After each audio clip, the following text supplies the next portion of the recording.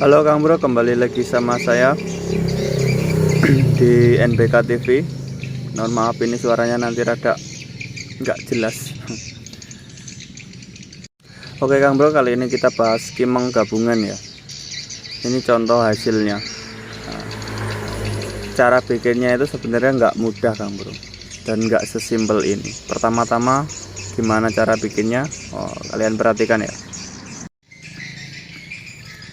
Pertama, kalau kalian nggak punya bibit, kalian harus ada bibit dulu. Entah itu ini dari setakan kecil Kang Bro, ada dari cangkokan yang rada gede itu belakang sana.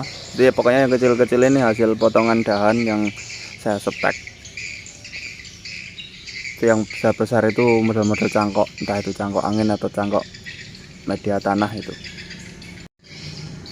Terus kalau kalian mau bikin besarnya seperti apa, misalkan kalian mau bikin besar tapi bibit kalian kecil ya, bibit kalian itu dibesarkan dulu. Ini saya tampung di bak-bak ini biar besar, biar nanti tingginya sekitar 40 sentian sampai 50 cm. Nah itu nanti kemungkinan besar batang sebesar rokok, baru itu siap digabung. Ini saya juga punya bahan yang rada besar. Nah ini dari cangkokan. Ini ada berapa ini? 4, 1, 11. Nah, ada 11 batang. Nah, ini saya mau bikin gabungan yang rada besar. Jadi bahannya itu seginian. Awal gabung seperti ini Kang Bro, masih kita tali-tali ya oleh kadarnya lah. Sembari dia nunggu pertumbuhan daun di atas ini biar dia nggak stres. Nanti kalau ada yang mati kita tanam ulang, disulam. Nah, kalau sudah ready 100% hidup, baru kita pupuk, kita hajar biar tunasnya ini nembak-nembak. Contoh tunas nembak itu seperti ini Kang Bro. Loh. Tunasnya itu kan hijau-hijau itu kan. Setelah kita pupuk, ini kemungkinan besar ini akan menyatu. Setelah menyatu, kita pilih, kita buang dahan-dahannya yang nggak kepake, sekaligus kita arahkan. Oh ya, tips lagi ya, biar kita enak milih muka dari depan atau belakang, itu usahakan itu bikin itu melebar seperti ini Kang Bro, melebar. Jadi kita milih muka itu bisa dari depan sini atau dari belakang. Jadi dua kemungkinan itu kalau kita bikin lebar. Tapi kalau kita bikin kangkangannya ini lebarnya sama, muter bulat, nah itu kita akan susah karena bisa jadi 4 sisi, bisa dari sini, dari kanan, dari kiri, dari belakang. Tapi saya yang udah saya praktekkan tuh saya bikin melebar, jadi kemungkinan muka itu hanya dari depan atau dari belakang. Selanjutnya Kang Bro, nah ini ada ya bekas-bekas dahan potongan tak tancap nih gitu. Kalau hidup ya dipakai, kalau nggak hidup ya udah. Nah kita perbanyak talinya itu seperti ini, bisa pakai karet ban atau tali rafia atau pakai kawat, tapi saya lebih suka itu pakai rafia Kang Bro, tali plastik ya. Kalau karet ban itu karet ban itu kan melar, jadi dia lama menyatunya. Kalau pakai kawat dia cepat menyatu tapi meninggalkan bekas. Kalau kita telat ngontrol dia bisa tenggelam kawatnya Kang Bro. Jadi kalau saya lebih suka itu lebih pakai tali plastik gini ya. Ini juga belum tak potong-potongin Kang Bro, masih rimbun. Hanya beberapa ini yang mau tak cangkok angin, karena ini dahannya double, jadi saya pilih salah satu yang dominan yang besar, ini yang belakang. Ini juga untuk bibit lagi. Nah ini Kang Bro, contoh recommendednya itu kalau kalian mau bikin besar itu harusnya di ground, karena ini hanya di bak ya. Ini saya bikin besar ini. Ini kalau kesalahannya itu nggak pakai as Kang Bro. Jadi kalau kita mau bikin gabungan itu usahakan pakai as. As itu maksudnya satu bahan bonsai yang besar di atas ini, dipakai nanti untuk terusannya. Kalau ini kan kecil-kecil semua, jadi kita bingung. Jadi kita seleksi Kang Bro. Ini ada yang tak cangkok mau tak bikin bibit lagi, jadi nanti dipotong, ini potong-potong. Jadi nanti disisakan beberapa, 1 atau 2. Nanti setelah dia sudah sembuh, 2 itu jalan, nah kita seleksi lagi Kang Bro. Harusnya tuh sebenarnya pakai as. Kalau untuk di bagian bawah ini kan masih gerowong-gerowong, ini tidak masalah. Yang penting bagian atasnya sudah menyatu, bagian bawah itu gampang. Syaratnya tunas-tunas di bawah seperti ini jangan dibuang. Ini malah mempercepat proses penyatuannya, Kang Bro. Nah, lanjut ke sini lagi, Kang Bro. Ini kan sudah dapat muka, entah itu dari depan sini atau dari belakang. Saya juga sudah dapat ini cabang pertama dan ini cabang kedua, Kang Bro. Ini. Jadi cabang pertama ini perlu pembesaran lagi ya. Dan sebenarnya ini yang nggak kepake ini kan ada 1, 2, 3, 4, ini nggak pakai. Sebenarnya jangan dipotong dulu. Tapi karena saya kekurangan bibit, jadi ini tak cangkokin. Ini kan belum 100% menyatu, Kang Bro. Hanya menyatu di bagian atas sini saja. Jadi kalau kita potong nanti ini malah lambat nyatunya. Tapi ya nggak apa-apa karena ini fikus. Saya yakin pasti menyatu, hanya prosesnya saja yang agak lama.